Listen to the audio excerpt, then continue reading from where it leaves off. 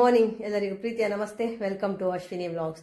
ಇವತ್ತಿನ ವ್ಲಾಗ್ ಅಲ್ಲಿ ನಿಮಗೆ ಒಂದು ವಿಶೇಷವಾದ ವಿಷಯ ತೋರಿಸ್ತಾ ಇದ್ದೇನೆ. ನಾನೊಂದು ಚೆಕ್ ಲಿಸ್ಟ್ ಮಾಡಿ ಇವತ್ತು ಕೆಲಸ ಮಾಡಬೇಕು ಅಂತ ಹೇಳಿ ಯೋಚನೆ ಮಾಡಿದ್ದೇನೆ. ಅಂದ್ರೆ ತುಂಬಾ ಕೆಲಸ ಇರುವಾಗ ಯಾವುದು ಮಾಡುದು ಬಿಡುದು ಅಂತ ಗೊತ್ತಾಗುದಿಲ್ಲ. ಅದರ ಎಡೆಯಲ್ಲಿ ಒಂಥರ ಸ್ಟ್ರೆಸ್ ಕೂಡ ಫೀಲ್ ಆಗ್ತಾ ಇರ್ತಾವಲ್ಲ. ಸೊ ಅದೊಂದು ವಿಡಿಯೋ ನೋಡಿ ನೀವು ಸಹ ಹಾಗೆ ತುಂಬಾ ಕೆಲಸ ಇದ್ರೆ ನಮ್ಗೆ ಒಂದು ಪ್ರಿಯಾರಿಟಿ ಬೇಸ್ ಕೆಲಸ ಮಾಡೋದು ಹೇಗೆ ಅಂತ ಹೇಳಿ ಚೆಕ್ ಲಿಸ್ಟ್ ಮಾಡಿಕೊಂಡ್ರೆ ಗೊತ್ತಾಗ್ತದೆ. ಸೊ ಒಂದು ಚೆಕ್ ಲಿಸ್ಟ್ ಪ್ರಿಪೇರ್ ಮಾಡಿ ಮತ್ತೆ ನನ್ನ ಕೆಲಸಕ್ಕೆ ನಾನು ಹೋಗ್ತೇನೆ ಆಯ್ತಾ. ನಾನು ಯಾವಾಗಲೂ ಉಂಟಲ್ಲ ಸಾರು ಮಾಡ್ಲಿಕ್ಕೆ ಬೇಳೆಯನ್ನು ಫಸ್ಟಿಗೆ ನಾನು ನೀರಲ್ಲಿ ಹಾಕಿ ನೆನೆಸಿ ಇಡ್ತೇನೆ ಒಂದು ಅರ್ಧ ಗಂಟೆ ಎಲ್ಲ. ಈಗ ಇದನ್ನು ನಾನು ಬೇಯಲಿಕ್ಕೆ ಇಟ್ಟರೆ ಒಂದು ಪಾತ್ರೆ ತೊಳೆದಾಗುವಾಗ ಸಾಧಾರಣ ಬೆಂದಾಗ್ತದೆ. ಆಗ ನನಗೆ ಮಧ್ಯಾಹ್ನದ್ದು ಸಾರು ಕೂಡ ರೆಡಿ ಆಗ್ತದಲ್ಲ. ಮತ್ತೆ ಸಾರಿಗೆ ಅದೇ ಬೇಯಲಿಕ್ಕೆ ಇಡುವಾಗ ನಾವು ಇದಕ್ಕೆ ಅರಶಿನ ಮತ್ತೆ ಸ್ವಲ್ಪ ತೆಂಗಿನೆಣ್ಣೆ ಕೂಡ ಹಾಕೊಳ್ಬೇಕಂತೆ. ಹಾಗೆ ಇದರ ಮೇಲೆ ಬರುವಂತಹ ನೊರೆಯನ್ನು ನಾವು ತೆಕ್ಕೊಳ್ಬೇಕಂತ ಹೇಳ್ತಾರೆ. ಸಿದ್ಧಾರ್ಥ ಒಂದು ವೈಟ್ ಬೋರ್ಡ್ ರೆಡಿ ಆಗ್ತಾ ಉಂಟು. ಈಗ ಇದಾಗ್ತದ ನೋಡು. ಸಾರಿ ಪುನಃ ಮಣ್ಣಾಯ್ತಾ ಅಂತ. ಎಂತ ಗೊತ್ತುಂಟಾ, ನಾವು ನಿನ್ನೆ ಮನೆಯಿಂದ ಊರಿಂದ ಬರುವಾಗ ಕೆಲವೆಲ್ಲ ಸಾಮಗ್ರಿಗಳನ್ನೆಲ್ಲ ತಗೊಂಡು ಬಂದಿದ್ದೇವಲ್ಲ, ಅದೆಲ್ಲ ಅಲ್ಲಿ ರಾಶಿ ಹಾಕಿ ಇಟ್ಟಿದ್ದೇನೆ. ಈಗ ಅದನ್ನೆಲ್ಲ ಅದರ ಸ್ಥಾನದಲ್ಲಿ ಭದ್ರವಾಗಿ ಚಂದವಾಗಿ ಕಾಣುವ ಹಾಗೆ ಇಡಬೇಕು.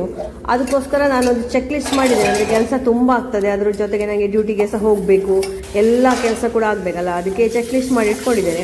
ಸೊ ಎಲ್ಲ ಬೇಗ ಬೇಗ ಮುಗಿಸ್ಬೇಕು. ಚೆಕ್ ಲಿಸ್ಟ್ನ ಪ್ರಕಾರ ಕೆಲಸ ಮಾಡ್ತಾ ಇದ್ದೇನೆ 1 by 1. ಹಾಗೇ ಇವತ್ತಿನ ಶೆಡ್ಯೂಲಲ್ಲಿಯೇ ನಾನು ಬೇರೆ ಒತ್ತಾರೆ ಮಾಡೋ ಕೆಲಸ ಸಹ ಇಟ್ಕೊಂಡಿದ್ದೇನೆ. ನನ್ನ ಹೊರಟು ಆಗೋದ್ರ ಒಳಗೆ ಏನೆಲ್ಲ ಆಗ್ತದೆ ಅಂತ ಹೇಳಿ ನೋಡ್ಬೇಕಷ್ಟೇ. ಸೊ ನೋಡುವ ಆಯ್ತಾ. ಹಾಗೆ ವಿಡಿಯೋ ನೋಡಿ ನನಗೆ ಎಂತೆಲ್ಲ ಕೆಲಸ ನಾನು ಮುಗಿಸಿ ನನ್ನ ಡ್ಯೂಟಿಗೆ ಹೋಗ್ತೇನೆ ಅಂತ ಹೇಳಿ. ಮನೆ ಕೆಲಸ ಮತ್ತೆ ಹೊರಗಿನ ಕೆಲಸ ಎಲ್ಲ ಒಟ್ಟೊಟ್ಟಿಗೆ ನಿಭಾಯಿಸುದುಂಟಲ್ಲ, ತುಂಬ ಕಷ್ಟ ಆಗ್ತದೆ. ಅದರ ಜೊತೆಗೆ ಒಂದು ಸ್ಪೆಷಲ್ ಏನಾದರೂ ವರ್ಕ್ ಸೇರಿಕೊಂಡ್ರೆ ಮತ್ತೆ ಮುಗೀತು, ಫುಲ್ಲು ಸ್ಟ್ರೆಸ್ಫುಲ್ ಆಗಿರ್ತದೆ. ಅದು ಸಂತೂ ಬೆಳಿಗ್ಗೆ ಏಳಲಿಕ್ಕೆ ಮನಸ್ಸು ಬರ್ತದೆ. ಯಾಕಂದರೆ ಕೆಲಸ ಎಣಿಸಿ ಅಯ್ಯೋ ಅದು ಮಾಡಬೇಕು ಇದು ಮಾಡಬೇಕು ಅಂತ ಹೇಳಿ. ಫೈನಲಿ ಪಾತ್ರೆ ಎಲ್ಲ ತೊಳ್ದಾಯ್ತಾಯ್ತು. ಅಷ್ಟಾಗ ನೆನಪಾಯ್ತು ಬಂಟಿದ್ದು ಮಂಡಿ ಮಾಡೋದು ಲಿಸ್ಟಲ್ಲಿ ಹಾಕೊಳ್ಳೇ ಇಲ್ಲ ಅಂತ. ಈಗ ಬಂಟಿಗೊಂದು ಮಂಡಿ ಮಾಡಬೇಕು, ಇವನಿಗೊಂದು ಬ್ರೇಕ್ಫಾಸ್ಟಿಗೆ ರೆಡಿ ಮಾಡಬೇಕು. ಅದಾದ ನಂತರ ಸ್ನಾನ ಮಾಡಿ ಹಾಂ ಥ್ಯಾಂಕ್ ಯು ಅವ್ನು ಮಾಡ್ಕೊಳ್ತಾನಂತೆ. ಹೌದೌದು ಪುನಃ ಗಟ್ಟಿಯಾಗಿ ಹೇಳಿದೆ ಬ್ರೆಡ್ ರೋಸ್ಟ್ ಅಲ್ಲ ಅಂತ ಹೇಳಿ ಮರ್ಯಾದೆ ತೆಗಿಲಿಕ್ಕೆ. ಹಾಗೆ ಎಂತ ಈಗ ನನ್ನ ಚೆಕ್ ಲಿಸ್ಟ್ ಅಲ್ಲಿ ಇಲ್ಲ ಒಂದು ಕೆಲಸ, ಅದನ್ನ ಈಗ ಸಡನ್ ಹೇಳ್ತಾ ಇದೆ. ಎಂತ ಹೇಳಿದ್ರೆ ಬೋರ್ಡ್ ಇನಾಗ್ರೇಷನ್ ಅಂತ ಒಂದು ಕೆಲಸ ಅಲ್ಲ, ಒಂದು ಇವೆಂಟ್, ದೊಡ್ಡ ವಿಷಯ ಅದು.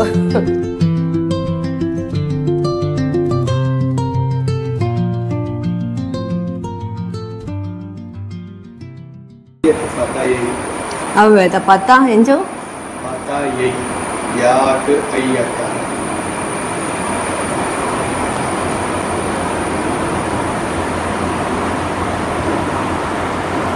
ಪತ್ತ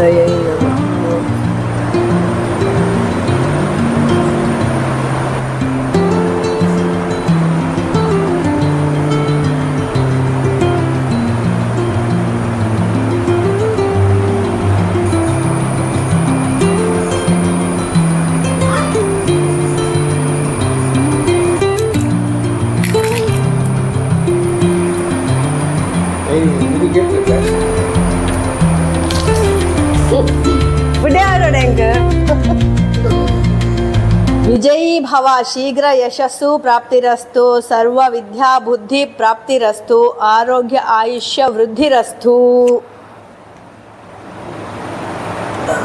ಸರಿ ಆಯ್ತಾ ಸಂಸ್ಕೃತ? ಹತ್ತಾಯ್ತಾಯ್ತಾ. ಇನ್ನು ಬಂಟಿಗೆ ರಪರಪ ಮಣ್ಣಿಗೆ ಮಾಡಬೇಕು ನನಗೆ. ಆಮೇಲೆ ಮನೆ ಕ್ಲೀನ್ ಮಾಡುವ ಕೆಲಸ ಉಂಟು. ರಾಮರಾಮ ನೋಡಿ, ನಾವು ಹೀಗೆ ಡಿಮಾರ್ಟಿಂದ ರಾಗಿ ತಂದಿಡುದಾಯ್ತು ಅವನಿಗೆ ಅಂತ ಹೇಳಿ. ಒಮ್ಮೆ ತರುವಾಗ 2.5 ಕಿಲೋ ಎಲ್ಲ ತರ್ತೇವೆ. ಈ ಗ್ಲಾಸಲ್ಲಿ ನನಗೆ 2 ಗ್ಲಾಸ್ನಷ್ಟು ಅವನಿಗೆ ಹಾಕಬೇಕಾಗ್ತದೆ. 2 ಹೊತ್ತಿಗೆ 2.5 ಗ್ಲಾಸ್ ಎಲ್ಲ ಹಾಕಿ ಮಾಡ್ತೇನೆ.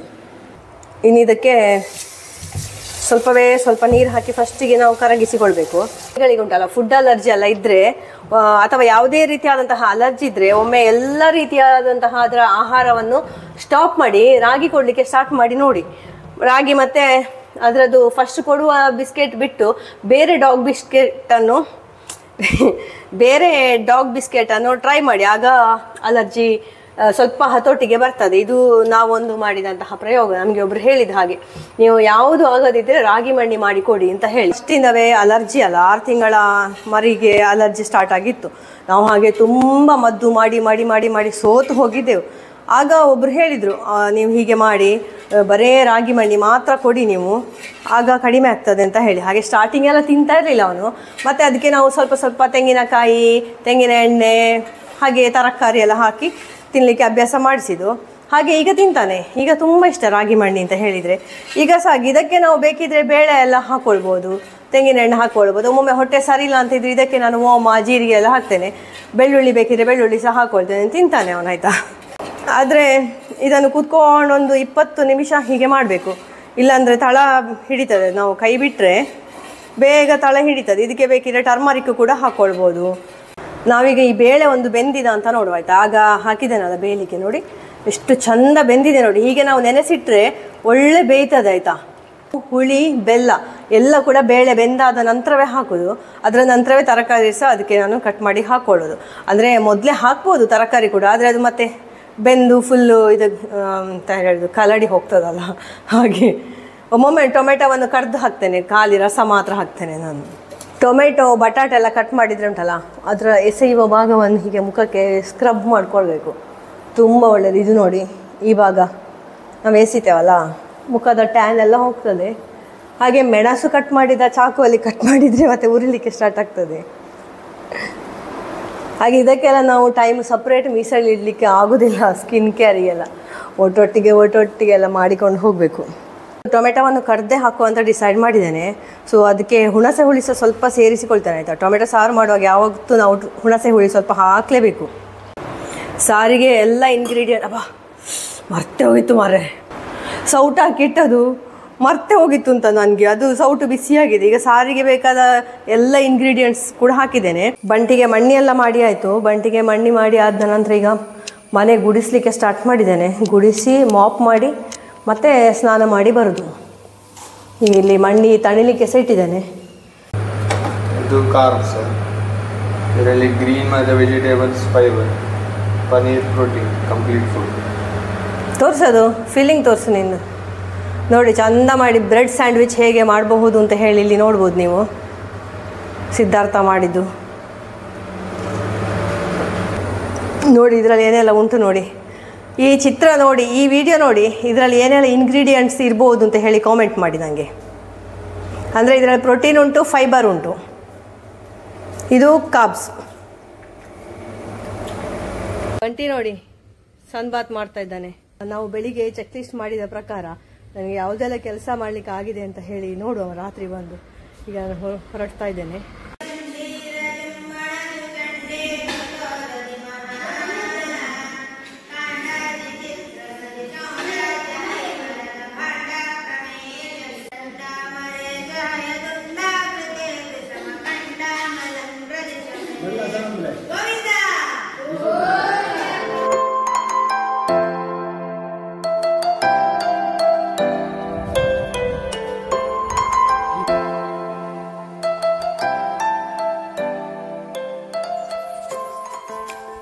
ಇವತ್ತಿನ ನನ್ನ ಇಲ್ಲಿಗೆ ಬಂದಂತಹ ಕೆಲಸ ಎಲ್ಲ ಆಯಿತು. ಈ ನೋಡಿ ಸುಂದರವಾದ ಒಂದು ಗಾರ್ಡನ್ ಅನ್ನು ಕೂಡ ನಿರ್ಮಾಣ ಮಾಡಿದ್ದಾರೆ.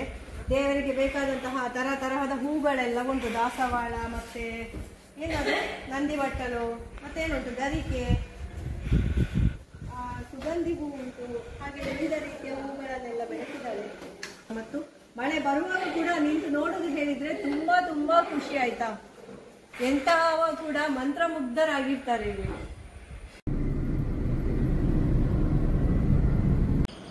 ಹಾಯ್, ನಾನು ಈಗಷ್ಟೇ ಮನೆಗೆ ಬಂದು ತಲುಪಿದೆ, ಆಯಿತಾ. ಸೊ ಈಗ ನನಗೆ ಎಂಥ ಕೆಲಸ ಉಂಟು ಹೇಳಿದರೆ ಸ್ವಲ್ಪ ಉತ್ತರ ಮಾಡಲಿಕ್ಕೆ ನನ್ನ ಚೆಕ್ ಲಿಸ್ಟ್ ಪ್ರಕಾರ ಯಾವ ಕೆಲಸ ಸಹ ಆಗಲಿಲ್ಲ. ಅಂದರೆ ಹಾಗೆ ಒಂದೊಂದು ಮಾಡ್ತಾ ಬಂದೆ. ಆದರೆ ಇಡಲಿ ಮಗವನ್ನ ಒಂದು ಕೆಲಸ ಸೇರಿಸಿಬಿಟ್ಟು ಅವನೇ ಹೇಳಿದಾಯ್ತಾ ನನಗೆ ಬೇರೆ ಯಾವ ಕೆಲಸ ಸಹ ನೀವು ಮಾಡ್ಲಿಕ್ಕೆ ಹೋಗಬಾರ್ದು ಅಂತ. ಆದರೆ ನನ್ನ ವೈಟ್ ಬೋರ್ಡನ್ನು ಇನಾಗ್ರೇಟ್ ಮಾಡಿಕೊಡಿ ಅಂತ ಹೇಳಿದ. ಅಲ್ಲಿ ಸ್ವಲ್ಪ ಹೊತ್ತು ಹೋಯಿತು. ಹಾಗೆ ಕೆಲವು ಕೆಲಸ ಎಲ್ಲ ಬಾಕಿ ಆಗಿದೆ, ಅದನ್ನ ಈಗ ಕಂಪ್ಲೀಟ್ ಮಾಡಬೇಕು. ಇಲ್ಲಿ ನೋಡಿ ಬಂಟಿ ಒಳ್ಳೆ ಐಡಿಯಾ ನೋಡಿ ಬಂಟಿ. ಗುಡ್ ಬಾಯ್ ಬಂಟಿ, ಗುಡ್ ಬಾಯ್ ಬಂಟಿ, ಗುಡ್ ಬಾಯ್. ಸೆಕೆಂಡ್ ಬಂಟಿ, ಸೆಕೆಂಡ್ ಪೊಕ್ಕಡೆಂಪುಡು ಜಾಯ ಅಂತ ಇನ್ನು ಕೊಡುವರ ಸೆಕೆಂಡ್ ನಂಪು ನಂಪು ದೊಡ್ಡ ಇದ್ದಾಯ್ತಾ ಶೇಕ್ ಹ್ಯಾಂಡ್ ಮಾಡ್ಲಿಕ್ಕೆ. ಈಗೋ ಹರ್ಟ್ ಆಗ್ತದೆ ಅವನಿಗೆ, ಸುಮ್ಮನೆ ಯಾಕೆ ಶೇಖರಣೆ ಮಾಡುದು ಅಂತ ಹೇಳಿ. ಹಾಗೆ ಈಗ ಬಂದು ಜಸ್ಟ್ ಕೂತ್ಕೊಂಡಿದ್ದೇನೆ ಅಷ್ಟೇ. ಸಿಕ್ಕಾಪಟ್ಟೆ ಸೆಕೆ ಅಂತ. ಈಗ ಮಳೆ ಇಲ್ಲಲ್ಲ, ಇವತ್ತು ಫುಲ್ ಮಳೆಯೇ ಬರ್ಲಿಲ್ಲ, ಸೆಕೆ. ಹಾಗೆ ಮತ್ತೆ ಇವತ್ತು ಶನಿವಾರ, ಫಲಾರ ಎಲ್ಲ ಆಗ್ಬೇಕು, ಊಟ ಇಲ್ಲ ರಾತ್ರಿ. ಹಾಗೆ ಒತ್ತರದ ಕೆಲಸ ಇನ್ನೂ ಮಾಡುದು. ಆದ್ರೆ ಡೈಲಿ ಸ್ವಲ್ಪ ವಿಡಿಯೋಸ್ ಎಡಿಟಿಂಗ್ ಆಗ್ಬೇಕು. ಮೊನ್ನೆಯಿಂದ ಎಂತಾಗಿದೆ ಹೇಳಿದ್ರೆ, ನನ್ನ ಮಗ ನಾನು ಎಡಿಟಿಂಗ್ ಮಾಡಿ ಕೊಡ್ತೇನಮ್ಮ, ನೀವು ಸರಿ ಎಡಿಟ್ ಮಾಡುದಿಲ್ಲ, ಬ್ಲಾಂಕ್ ಪ್ಲೇಸ್ ಬಿಡ್ತೀರಿ, ಸೈಲೆಂಟ್ ಪ್ಲೇಸ್ ಬಿಡ್ತೀರಿ, ಟ್ರಿಮ್ಮಿಂಗ್ ಸರಿ ಇಲ್ಲ, ಹಾಗೆ ಹೀಗೆ ಹೇಳ್ತಾ ಇದ್ದಾರೆ. ಅದಕ್ಕೆ ನಾನು ಹೇಳಿದೆ, ಒಂದು ನೀನು ನನಗೆ ಮಾಡಿ ತೋರಿಸು ಹೇಗೆ ಅಂತ. ನೆಕ್ಸ್ಟ್ ನಾನು ವ್ಯೂವರ್ಸಿಗೆಲ್ಲ ಎಂಟರ್ಟೈನ್ ಆಗೋ ಹಾಗೆ ಮಾಡ್ಲಿಕ್ಕೆ ನಾನು ಸಹ ಟ್ರೈ ಮಾಡ್ತೇನೆ ಅಂತ ಹೇಳಿದೆ. ಹಾಗೆ ಈಗ ಇದು ಅವನ ಹತ್ರ ಹೋದ ವಿಡಿಯೋ ಪೆಂಡಿಂಗ್ ಆಗಿದೆ. ಆದ ಕಾರಣ ಈಗ ಒಂದು 2-3 ದಿವಸದಿಂದ ವಿಡಿಯೋ ಹಾಕ್ಲಿಲ್ಲ. ಸೊ ರೋಲ್ ಅಂತ ಬರ್ತಾ ಉಂಟು. ಗಾಳಿ ಸಹ ನೋಡಿ.